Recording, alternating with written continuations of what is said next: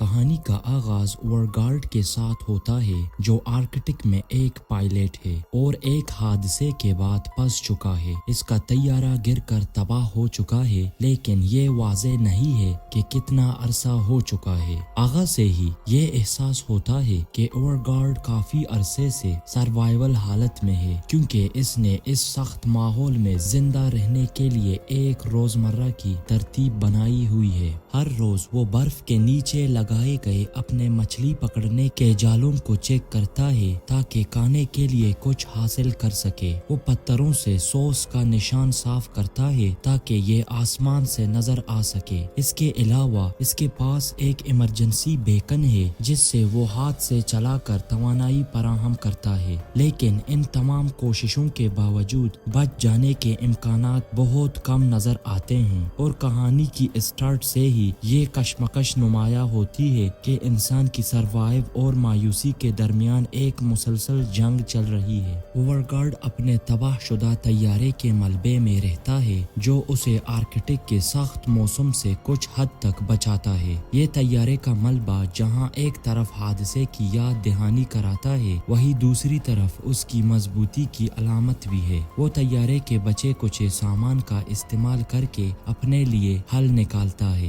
اوورگارڈ ایک تجربہ کار سروائیولسٹ ہے اور اپنے کام میں بہت محتاط ہے، لیکن اس کی تنہائی اور اکیلا پن واضح ہے۔ اس کے پاس مچھلی کے علاوہ کھانے کا کوئی ذریعہ نہیں ہے اور اس کے لیے سب سے بڑا خطرہ موسمی حالات ہے۔ کچھ وقت بعد ایک ہیلی کاپٹر نمودار ہوتا ہے۔ اوورگارڈ فوراً ایک سگنل فلیئر جلاتا ہے تاکہ اپنی جگہ کا بتا سکے۔ ہیلی کاپٹر قریب آتا ہے اور اوورگارڈ کے دل میں امید جاگتی ہے، لیکن قسمت کا ایک اور ظالمانہ موڑ سامنے آتا ہے جب ایک طاقتور ہوا کے طوفان میں ہیلی کاپٹر پھنس جاتا ہے اور پہاڑ سے ٹکرا کر گر جاتا ہے۔ اوورگارڈ تیزی سے ملبے کی طرف دوڑتا ہے اس امید میں کہ شاید کوئی زندہ ہو۔ جب وہ حادثے کی جگہ پہنچتا ہے تو اسے ہیلی کاپٹر کا پائلٹ مردہ حالت میں ملتا ہے، تاہم ایک اور مسافر ہے جو ایک نوجوان عورت ہے جو شدید زخمی ہے لیکن زندہ ہے۔ یہ لمحہ کہانی میں ایک اہم موڑ ہے، یہاں تک کہ اوورگارڈ اکیلا تھا اور صرف اپنی بقا کے لیے لڑ رہا تھا، لیکن اب اس کے پاس ایک اور شخص کی دیکھ بھال کی ذمہ داری ہے جس سے اس کی سوچ اور رویہ بدل جاتا ہے۔ یہ عورت بے ہوش ہے اور شدید زخمی ہے، اس کے پیٹ میں گہرا زخم ہے، وہ حرکت نہیں کر سکتی اور نہ بول سکتی ہے۔ اس کے لیے اوورگارڈ کو ہر ممکن کوشش کرنی پڑتی ہے تاکہ اسے محفوظ رکھ سکے۔ وہ اس کے زخموں کو پٹیوں سے باندھتا ہے اور اسے گرم رکھنے کی کوشش کرتا ہے۔ اب اوورگارڈ کے سامنے ایک مشکل فیصلہ ہے، یا تو وہ طیارے کے ملبے میں رہے اور مدد کا انتظار کرے یا اس برفانی ویرانے میں مدد کی تلاش میں نکلے، اس عورت کو ایک عارضی سلیج پر کھینچتے ہوئے۔ آخر کار وہ خطرہ مول لیتے ہوئے طیارے کے ملبے کو چھوڑنے کا فیصلہ کرتا ہے۔ وہ اپنے نقشے پر ایک دور دراز موسمی اسٹیشن کی طرف جانے کا منصوبہ بناتا ہے جہاں اسے لگتا ہے کہ انہیں بچاؤ کی زیادہ امید ہو سکتی ہے۔ یہ سفر خطرناک اور غیر یقینی ہے لیکن اس کے پاس کوئی اور چارہ نہیں ہے۔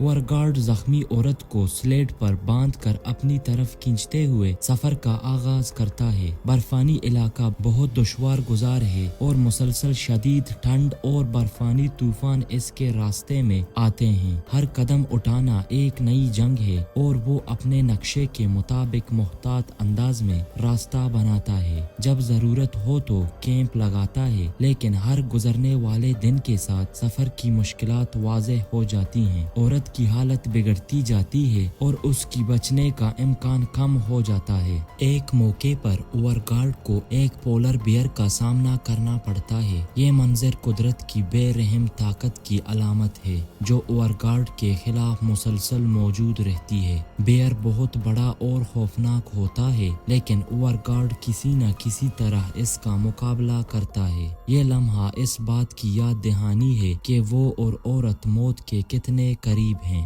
جیسے جیسے دن گزرتے ہیں دونوں کی حالت خراب ہو جاتی ہے۔ اوورگارڈ کو سردی اور تکن سے جسمانی تکلیف ہو رہی ہے اور اس کی طاقت کمزور ہو رہی ہے اور جذباتی طور پر وہ ٹوٹتا جا رہا ہے۔ عورت کبھی کبھار ہوش میں آتی ہے لیکن लेकिन खाने पीने के काबिल नहीं होती। सफ़र के दौरान कहानी में खामोशी और आर्कटिक की वीरानी को खूबसूरती से दिखाया गया है। ओवरगार्ड अपने ख्यालात में तन्हा है और मुकालमे की कमी तनाव को बढ़ाती है। इसकी तन्हाई परेशान कुन है और मौत का खतरा हमेशा साथ साथ चलता है। कहानी के इख्तितामी हिस्से में ओवरगार्ड को एक बहुत ही सख्त चट्टान का सामना करना पड़ता है। आगे बढ़ने के लिए इस चट्टान को अबूर करना जरूरी है, लेकिन ये तकरीबन नामुमकिन लगता है, खास तौर पर जब वो औरत को स्लेज पर खींच रहा है। ओवरगार्ड जो पहले ही निडाल हो चुका है, एक आखिरी कोशिश करता है और चट्टान पर चढ़ने लगता है। स्लेज को रस्सी के साथ पीछे बांधता है, लेकिन आधे रास्ते में रस्सी फिसल जाती है और औरत स्लेज के साथ वापस नीचे गिर जाती है। ये लम्हा दिल दहला देने वाला होता है और ओवरगार्ड तकरीबन हार मान लेता है। वो बर्फ पर गिरता है और चीखता है, लेकिन आखिरकार औरत की जिम्मेदारी का एहसास उसे दोबारा आगे बढ़ने पर मजबूर करता है। वो नीचे उतरकर उसे दोबारा बचाता है और सफर जारी रखता है। कहानी के आखिरी मनाजिर में ओवरगार्ड मौत के करीब होता है। औरत बेहोश है और ओवरगार्ड खुद मुश्किल से चल पा रहा है। वो बर्फ पर गिरकर बेहोश हो जाता है। इसी लम्हे में एक हेलीकॉप्टर दोबारा नमूदार होता है। इस बार ये महफूज तरीके से लैंड करता है। रेस्क्यू टीम ओवरगार्ड और औरत को उठाकर हेलीकॉप्टर में ले जाती है। हेलीकॉप्टर के ऊपर उड़ने के साथ ही ओवरगार्ड का चेहरा दिखाया जाता है।